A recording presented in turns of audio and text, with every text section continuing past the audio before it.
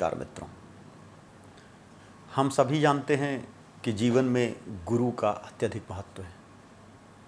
जीवन में माँ बाप कितने भी योग्य हों, बच्चे के लिए एक अच्छे शिक्षक की तलाश करते हैं।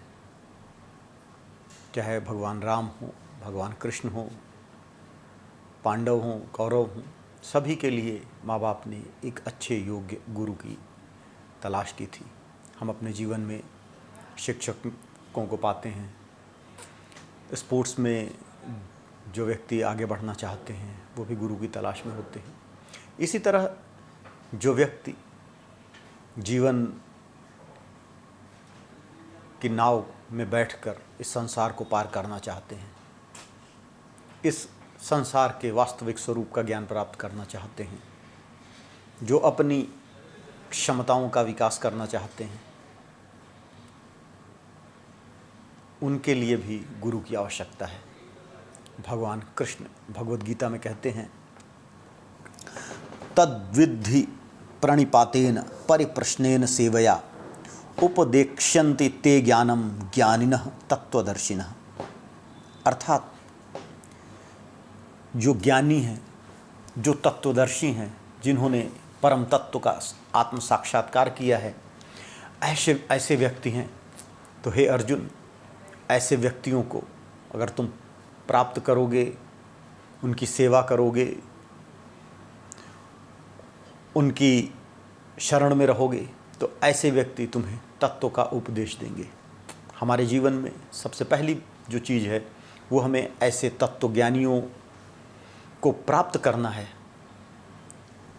जिन्हें प्रभु का साक्षात्कार हो चुका है। जब हम बाहर संसार में जाते हैं तो हमें संतों के बीच भेद करना और सही संत का पता लगाना बड़ा दुष्कर कार्य है। ज़्यादातर कोई भी पंथ हो, संत के वेश में वासना पुरुष ही मिलते हैं हमें। ऊपर से तो भेष संत का रहता है, लेकिन जब हम अंदर जाते हैं तो आपको ऐसे व्यक्ति मिलेंगे जो इस संसार में ही निरत हैं, नाम चाहते हैं, धन की आकांक्षा है, जिनकी इच्छाएं तृप्त नहीं हुई। ऐसा व्यक्ति जिसकी इच्छाएं तृप्त नहीं हुई हों, जो अपने लिए धन की इच्छा करता हो, जो अपने लिए सम्मान की इच्छा करता हो, मान की इच्छा करता हो, संसार में प्रतिष्ठा चाहता हो, जो सौंदर्य चाहता हो, ऐसा व्यक्ति तत्वदर्शी नहीं कहा जा सकता, ऐसा व्यक्ति संत नहीं कहा जा सकता। जो ज्ञानी है, जिसने परम तत्व का ज्ञान प्राप्त किया है, परम तत्व का दर्शन प्राप्त किया है, ऐसा ही संत मिलना चाहिए। ऐसा ही संत आपको प्रभु के रास्ते पर ले जा सकता है, प्रभु का ज्ञान दे सकता है। क्योंकि जिसने खुद आत्म साक्षात्कार न किया हो वो गुरु बनने के योग्य नहीं, वो आपको परम तत्व का ज्ञान नहीं दे सकता। जी हाँ, अगर आप बहुत निचले स्तर पर हैं, गुरु उच्च स्तर पर है, वह भी साधक है और आप भी साधक हैं, दोनों साधना के ही पथ पे हैं, तो वो आपको ज्ञान अवश्य दे सकता है। जैसे कोई 12वीं क्लास का स्टूडेंट हो, वो 5वीं 6वीं के क्लास के स्टूडेंट को बता सकता है, पढ़ा सकता है। कोई सीनियर स्पोर्ट्स पर्सन हो तो जूनियर स्पोर्ट्स पर्सन को बता सकता है। लेकिन जो व्यक्ति साधना के मार्ग में काफ़ी आगे बढ़ गया हो और जिसे परम तत्व का साक्षात्कार करना हो, उसे ऐसे तत्वदर्शी गुरु की आवश्यकता होती है।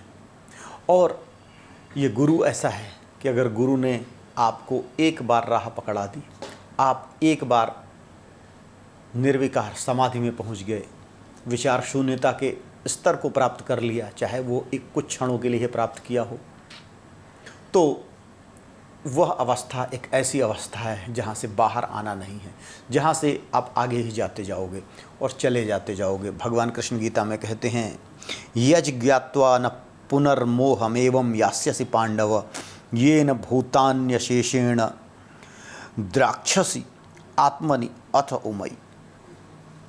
अर्थात यज ज्ञात्वा न पुनर्मोहम एवं यास्यसि, जिसको जानकर फिर से इस मोह में तुम नहीं पड़ोगे और अपने आत्मा में ही तुम मुझे देखोगे, आत्मा में ही तुम मुझे पाओगे। यह ब्रह्म ज्ञान ऐसा है जो भूलने वाला नहीं, क्योंकि यह आत्मा का वास्तविक स्वरूप है।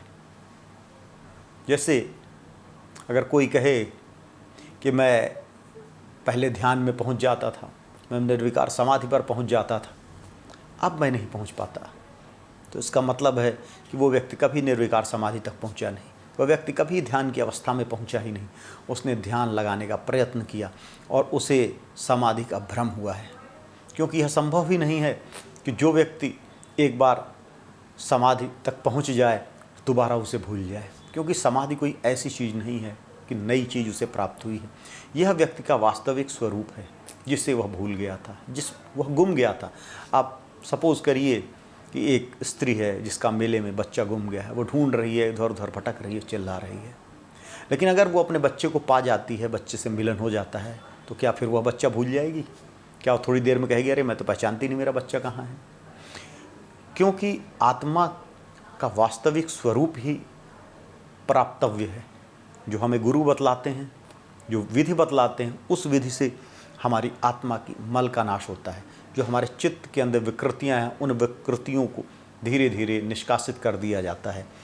वो विकृतियां जो हमें दिखाई पड़ती हैं, जो हमारी आँखों के अंदर आ गई हैं, आँखों के सामने आ गई हैं, वो विकृतियां जब धीरे धीरे नष्ट हो जाती हैं, आत्मा का चैतन्य स्वरूप प्रकाशित होने लगता है। उस अवस्था के बाद व्यक्ति दोबारा मोह में नहीं पड़ता। जब भगवान बुद्ध, एक समय ऐसा था जब वो मोह में थे, घर छोड़कर, पत्नी और पुत्र को छोड़कर जंगल में चले गए, 12 वर्ष तक कठोर तप किया।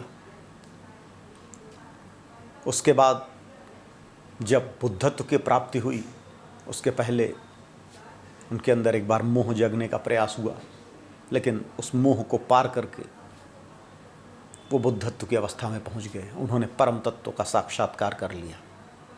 उसके बाद उन्हें मोह में लिप्त होने का कोई भय नहीं था। उसके बाद वापस आए, अपने पिता से मिले, पत्नी से मिले, पुत्र से मिले, लेकिन अब वो सिद्धार्थ नहीं थे, अब वो बुद्ध थे।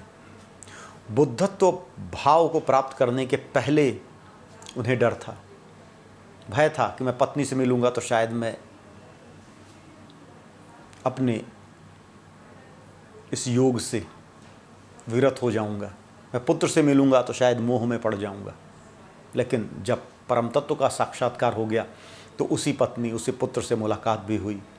वो उनके साथ प्रवज्ञा उनकी पत्नी ने ग्रहण कर ली, उनके पुत्र ने भी प्रवज्ञा ग्रहण कर ली, लेकिन कोई मोह का सवाल ही नहीं था, कोई मोह पैदा नहीं हुआ, क्योंकि यह आत्मा ही ऐसी है, इसकी अवस्था ही ऐसी है कि जिसने परम तत्व का साक्षात्कार कर लिया, दोबारा वह उस रास्ते में नहीं आता, दोबारा उस रास्ते में वह नहीं लौटता। और इसके लिए अगर कोई सही गुरु, तत्वदर्शी गुरु मिल जाए और उसकी सेवा से अब गुरु प्रसन्न हो जाए और वह आपको सुपात्र समझे, और सुपात्र समझकर उसने विद्या का दान दे दिया, विद्या का ज्ञान करा दिया, उस रास्ते को बतला दिया जिस रास्ते से आप चलकर प्रभु की कृपा प्राप्त कर सकते हो, प्रभु के दर्शन कर सकते हो, आत्म साक्षात्कार कर सकते हो, तो ऐसे गुरु की शरण में आपको जाना चाहिए। भगवान कृष्ण खुद अर्जुन से कह रहे हैं कि ऐसे गुरु को प्राप्त करो, ऐसे गुरु को प्राप्त करो और ऐसे गुरु के द्वारा बताए हुए रास्ते पर चलो, और उस बताए हुए रास्ते पर चलकर तुम मुझे प्राप्त करोगे, तुम अपनी आत्मा में मुझको ही देखोगे और वहाँ भी तुम मुझे ही पाओगे। ये भगवान कृष्ण का भगवद गीता में वचन है कि सच्चे गुरु को पाकर और उसकी शरण में चलने से व्यक्ति आत्म तत्व का साक्षात्कार करता है, वह परम तत्व का ज्ञान प्राप्त करता है, और वह ऐसा ज्ञान होता है जो समस्त मलों को नष्ट कर देता है। जिस तरह सूर्य के प्रकाश होने से अंधकार नष्ट हो जाता है, उसी तरह जब आत्म तत्व का साक्षात्कार होता है तो अविद्या और अज्ञान का सारा अंधकार नष्ट हो जाता है, व्यक्ति के आगे ब्रह्मानंद प्रकाशित हो जाता है। और इसी तरह का आचरण हमें अपने जीवन में करना चाहिए। हरि ओम तत्सत।